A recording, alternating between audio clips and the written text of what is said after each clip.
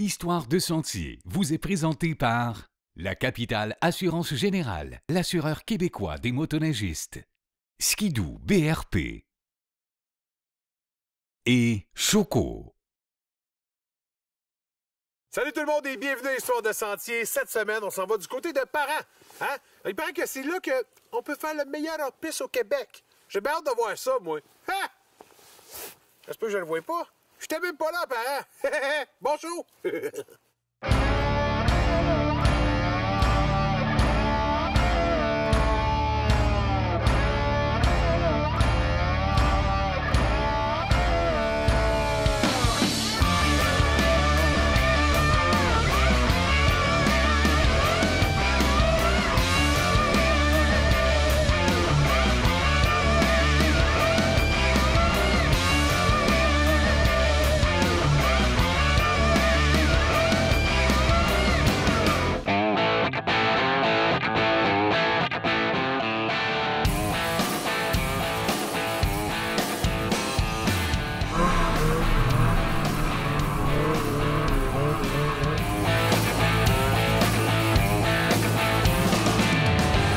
La Haute-Mauricie, c'est 75 du territoire de la Mauricie. Pour situer, on touche à peu près à toutes les régions, que ce soit par Clova, l'Abitibi.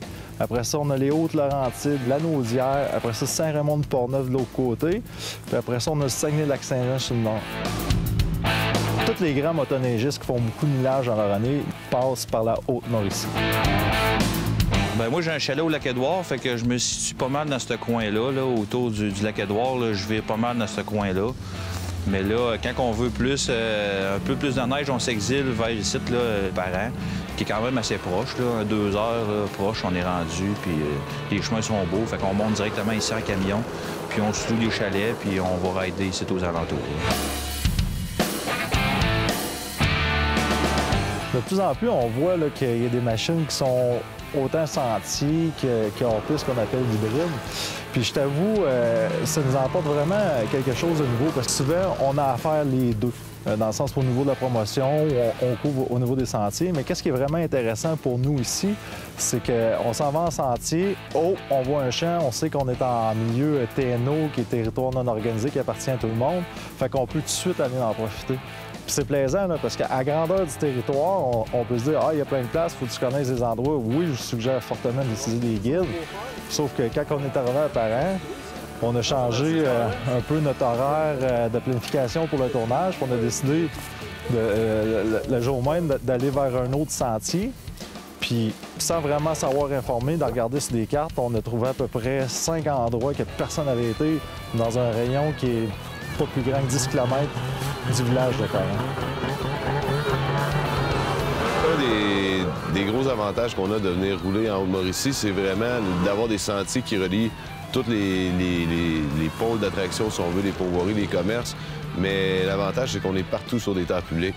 Donc, on s'en va en sentier, on voit un champ, on voit un chemin qui est pas déneigé. Bien, c'est le terrain de jeu, là. Puis ça, il y en a partout dans Haute-Mauricie comme ça. Dans la mesure que ça se fait de façon respectueuse, on peut se promener partout ces terres publiques. C'est amplement. Écoute, on se promène dans un chemin forestier, puis de temps en temps, on trouve soit une petite carrière ou une petite éclaircie là, de bûcher. On rentre dedans, puis là, on tape ça, ce coin-là, puis après ça, on arrête, on en revient, on est brûlé, on prend une gorgée d'eau, puis on se compte nos peurs qu'on a eues, puis après ça, on en redécolle, on va trouver un autre spot.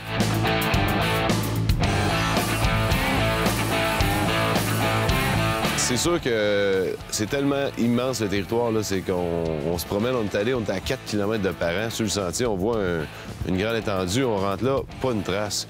Le lendemain, on s'en va, on continue, 10 km de Parent, on rentre, pas une trace. Fait que, tu sais, il y a vraiment de la place pour tout le monde, puis il pourrait y avoir des centaines de personnes qui viendraient de plus, mais la plupart des gens n'ont pas le courage, si on veut, d'essayer d'aller en hors-piste puis découvrir. Fait que ça laisse de la place pour les autres.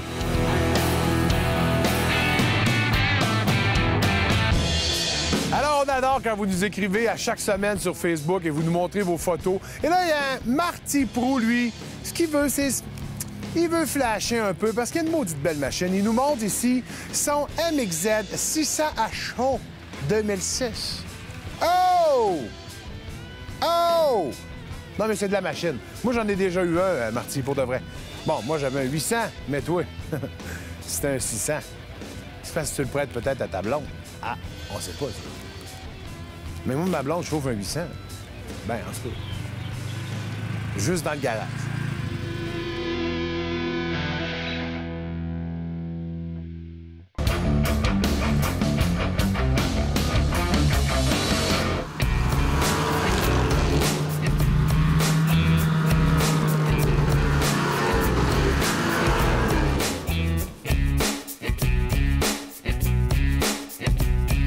Pour nous, la Haute-Mauricie, c'est vraiment un territoire d'aventure. On a 30 000 km², mais aussi la motoneige, c'est vraiment un produit touristique qui permet à nos intervenants de vivre annuel. C'est vraiment un des seuls produits touristiques, on pourrait dire, qui fait vivre soit des hébergeurs, des restaurateurs d'une manière vraiment directe. Ce ne serait pas de la motoneige l'hiver. Il y a beaucoup de commerces refermés, moins d'emplois, l'économie irait moins bien, tout ça. Donc, pour répondre à la question pourquoi on veut des motoneigistes, parce qu'on veut justement que notre économie aille bien, on veut qu'il y ait un certain dynamisme. Ça permet aussi d'avoir des liens pour les villégiateurs, ceux qui veulent aller en chalet, en forêt. La motoneige, c'est beaucoup plus qu'un loisir pour nous, c'est vraiment un pilier hivernal du maintien de l'économie de notre région.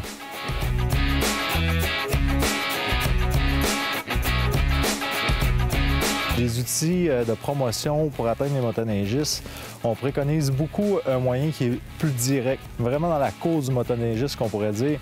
On travaille présentement sur le hors-piste. On sait qu'on a un territoire immense avec beaucoup de chemins forestiers, des accès. Donc, on va directement chez les intervenants en leur demandant c'est quoi vous avez besoin. On fait promotion avec vous autres au niveau des shows TV, mais aussi on aide les clubs par les napperons, à essayer de développer une meilleure image. On développe aussi beaucoup au niveau photographique, l'image de la motoneige qui est là. Et aussi, on travaille beaucoup avec les motoneigistes. Souvent, on va le voir dans nos émissions, on se colle vraiment avec les pros de la place ou vraiment ceux-là qui sont dans le cœur pour avoir leur feeling, savoir aussi c'est quoi leur intérêt, puis la raison aussi du déplacement des touristes des relais.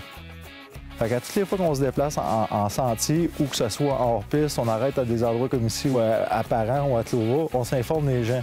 On dit c'est quoi qui t'a poussé à venir ici, puis c'est quoi aussi des autres régions qui font pour savoir un peu qu'on appelle le benchmarking, là. Savoir on est-tu dedans ou pas.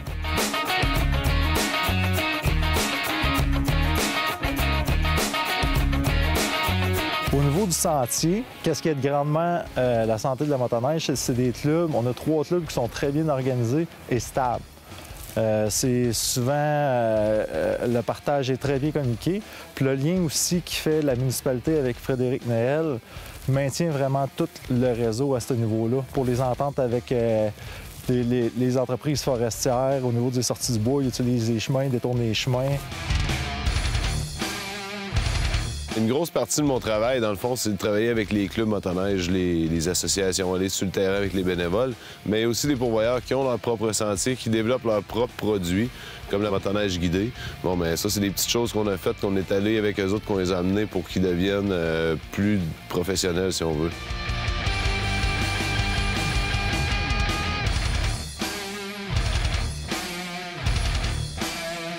Que ce soit ici ou ailleurs, c'est sûr que les gens qui sont impliqués dans les clubs de motoneige, c'est tous des bénévoles. C'est incroyable, là, les efforts qu'ils peuvent mettre. C'est pas vrai qu'un club motoneige, c'est juste 3 mois par année.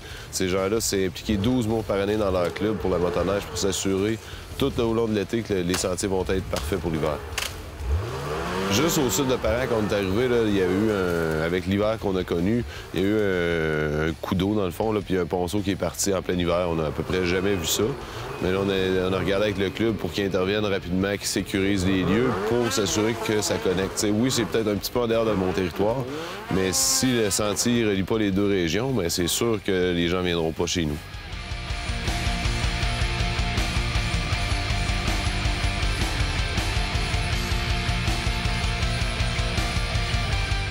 Qu'est-ce qui nous aide beaucoup, nous autres, dans la région, même si on a un grand territoire, c'est que les compagnies forestières développent beaucoup le territoire. Étant donné qu'ils doivent sortir le bois, ils ont des grosses machineries aussi pour les emporter, ils font vraiment des bons fonds de chemin. Donc, ça donne quand même une pérennité dans le temps. Il y a des bonnes installations de ponts ou de ponceaux, comme ça, ces installations-là, avec la qualité qu'il y a, permettent aux sentiers de rester là plus longtemps dans le temps, d'avoir un coût moindre au niveau de l'entretien sur du long terme. Pour donner un exemple, l'année passée, on savait qu'il y avait à avoir un problème avec des compagnies forestières. En fait, comment ça marche? C'est très compliqué, mais c'est très simple à la fois. Frédéric va toujours voir les entendre sur le plan de développement des compagnies forestières, à savoir où est-ce qu'ils vont aller sortir, puis qu'est-ce qu'ils doivent prendre en considération. À toutes les fois, Frédéric, il lève les flags pour les clubs, dit « Hey, oubliez pas, il y a des motoneigistes qui passent là, si vous coupez ça, c'est le sentier provincial. » Y a-t-il une possibilité qu'on pourrait sortir le bois par un autre chemin ou de détourner par bypass comme qu'on a fait l'année dernière en disant « Bien, regardez, si on fait juste passer ce chemin-là, vous faites juste un petit pad, mais on va utiliser le pont, mais tout le monde est content. » là. Fait que c'est un peu le but de ça au niveau de la municipalité, c'est de s'assurer qu'il n'y ait pas de chicane ou de bisbille. Parce qu'il faut comprendre que la compagnie forestière est contente aussi de la motoneige. Parce que s'ils coupent dans un secteur qui est plus du nord, mais le relais qui est en bas, qui est autrefois utilisé pour la chambre, la restauration, mais il vit encore durant l'hiver avec les motoneigistes. Fait qu'il y a quand même des transferts d'économie qui se fait. Puis ça permet aux compagnies forestières pas nécessairement d'investir dans des camps forestiers ou d'établir vraiment des endroits où des coûts plus élevés pour eux.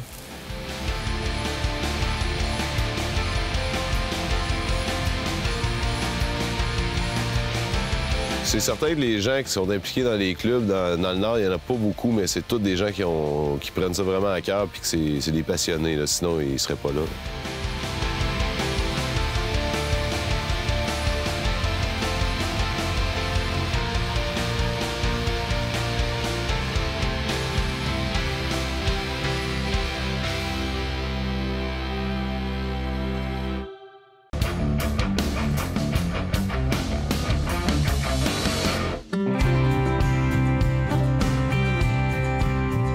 Le Québec est un immense terrain de jeu pour les passionnés de motoneige.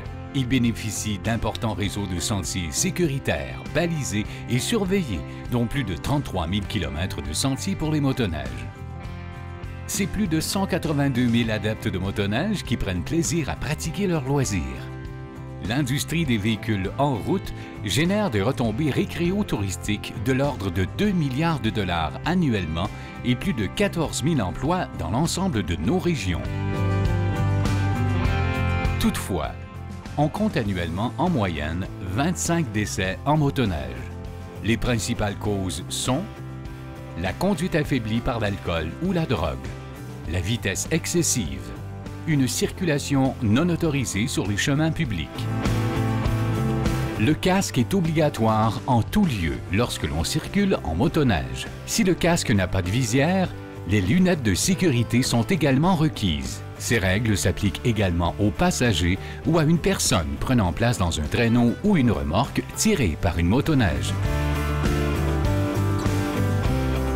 Cette formation pour conduire une motoneige est obligatoire pour les personnes mineures. La formation est offerte par la Fédération des clubs de motoneigistes du Québec et permet d'obtenir un certificat d'aptitude et de connaissance. La vitesse maximale permise en motoneige est de 70 km/h. Les amendes liées aux excès de vitesse sont progressives. Par exemple, pour une motoneige circulant à une vitesse de 90 km/h, soit 20 km/h au-dessus de la limite permise, l'amende s'élève à 90 $. Pour une motoneige circulant à une vitesse de 140 km/h et plus, soit une vitesse de 70 km/h excédant la limite permise, l'amende peut totaliser 520 $ et plus. La pratique de la motoneige est un loisir des plus exaltants pour les passionnés, mais peut comporter certains risques pour la sécurité des usagers si on ne respecte pas les règles. Une partie des immatriculations payées est utilisée de façon concrète pour améliorer la sécurité des adeptes et la pérennité des sentiers.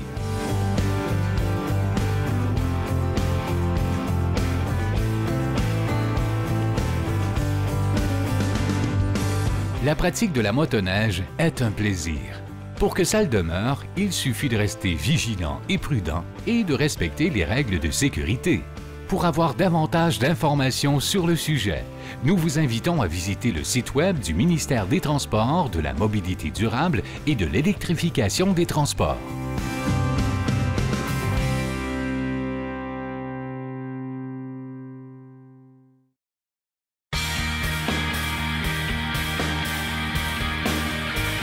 De la région de l'Outaouais, la lauréate est Madame Michèle Blais du Club Les Ours Blancs.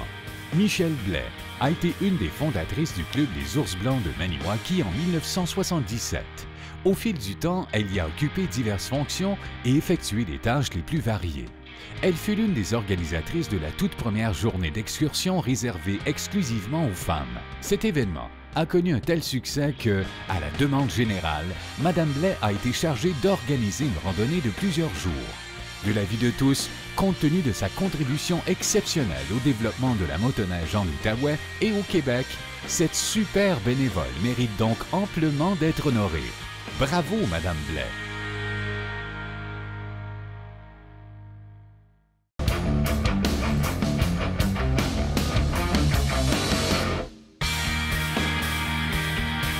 Pour la région du nord du Québec, le lauréat est M.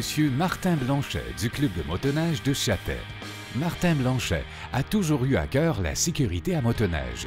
Ce passionné de mécanique assure l'entretien préventif et la plupart des réparations sur la machinerie.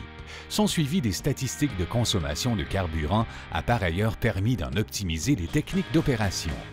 Ce bénévole intègre et toujours disponible, qui agit aussi à titre de personne ressource pour les questions administratives, a contribué activement au redressement des finances du club. Autant de raisons qui lui valent à présent la reconnaissance de ses collègues. Merci, M. Blanchet.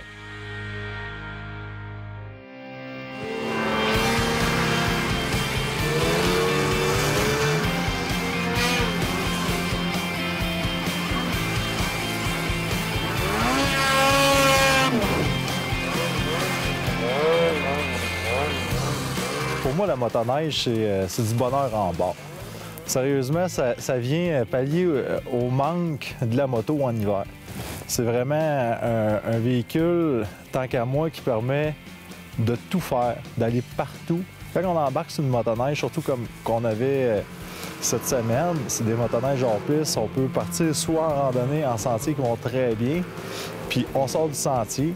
De là, on part vraiment à l'aventure. On peut aller de lac en lac, trouver des runs de trappeurs, après ça, des pits, si on veut, pour s'amuser. Donc, pour moi, la motoneige, c'est vraiment le véhicule le mieux construit pour profiter du Québec. Ah, c'est une passion. Écoute, c'est comme une drogue, là. Écoute, là, on embarque là-dessus, puis on oublie tout. On oublie le stress, puis on décompresse, puis ça nous change les idées. Puis ça nous met un peu en forme, on va dire. Depuis que je suis tout petit que j'en fais, on avait un chalet en forêt, puis on faisait on avait des petits toundras dans ce temps-là, puis on se rendait, on se parquait en bas sur le bord du chemin, puis on montait pour se rendre au chalet. Fait qu'on a tout le temps fait ça, les fins de semaine. Puis là, au fur du temps, mais avec des amis, mais on a commencé à travailler, puis là, à un moment donné, on était capable de s'acheter des motoneiges, puis fin de semaine, c'est des rendez-vous. La santé de la motoneige en Haute-Mauricie va bien.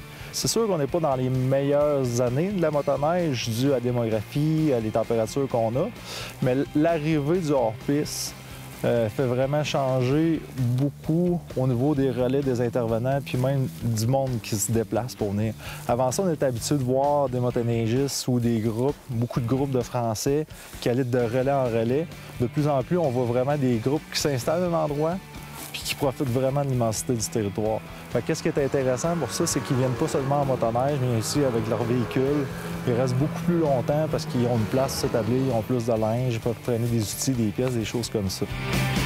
Moi, j'aime vraiment faire du hors-sentier. Moi, faire du sentier et puis être assis puis checker les arbres passer, là, je suis pas trop adepte de ça. Le soir, au retour, c'est bien apprécié parce qu'on est brûlé, là. Mais une journée, quand on part le matin, c'est le fun quand ça brasse un peu, là. Setup de base, c'est sûr qu'on se lance pas dans du hors-piste puis commencer à partir sur des chemins qu'on connaît pas. Fait qu'il faut avoir une bonne connaissance du territoire. Il y a des cartes qui se vendent, des choses comme ça. Un minimum d'équipement parce que, tu sais, que ce soit au niveau de la survie, des trousses de premiers soins, de l'outillage, puis on va pas là tout seul, là, mais c'est pas vraiment compliqué, là. Ah, le freeride, je l'adore. Côté suspension, là, ça porte super bien. Pour la région ici, aux alentours, là, je trouve que c'est la machine idéale. J'avais un 146 dans le passé, un Summit 800 E-Tech 146. Puis là, j'ai monté un 154. Aujourd'hui, j'ai vu la différence là, côté flottaison. Je pensais pas que j'allais voir la différence. Mais côté freeride, je vous dirais que c'est plus à la largeur que je vois que c'est plus dur un peu à curver, là. Même si je suis plus petit. Là. Quand tu fais des hors-pistes, là, un bon bungee, en plus, ça te fait un beau collier.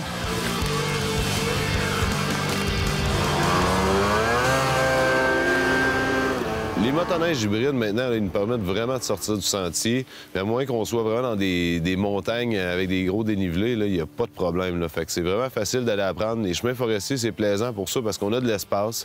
C'est sûr qu'on va y aller avec des machines, des freestyle ou des summits ou des choses comme ça, que ça va être vraiment un autre type de plaisir, mais tout ce qui est hybride, maintenant, est capable de sortir du sentier, là.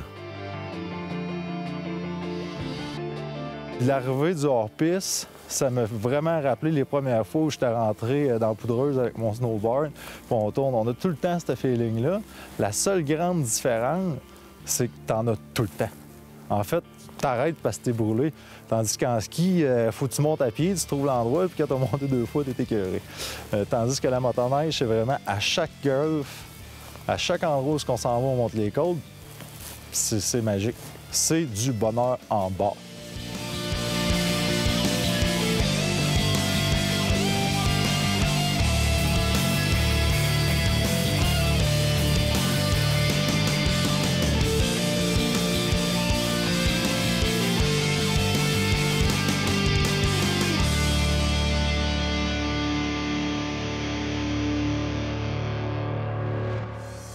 Profitez des 75 ans de la capitale en participant à leur tout nouveau concours et courez la chance d'être l'un des 8 gagnants d'un de ces magnifiques prix offerts par Yamaha.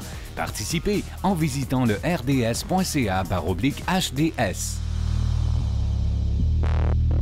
Merci d'avoir été à l'écoute. Allez sur Facebook, aimez notre page et nous, on se revoit la semaine prochaine pour une autre émission d'Histoire de Sentier.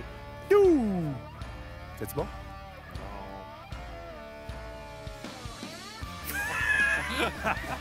Histoire de Sentier vous est présenté par la Capitale Assurance Générale, l'assureur québécois des motoneigistes, Skidoo BRP et Yamaha.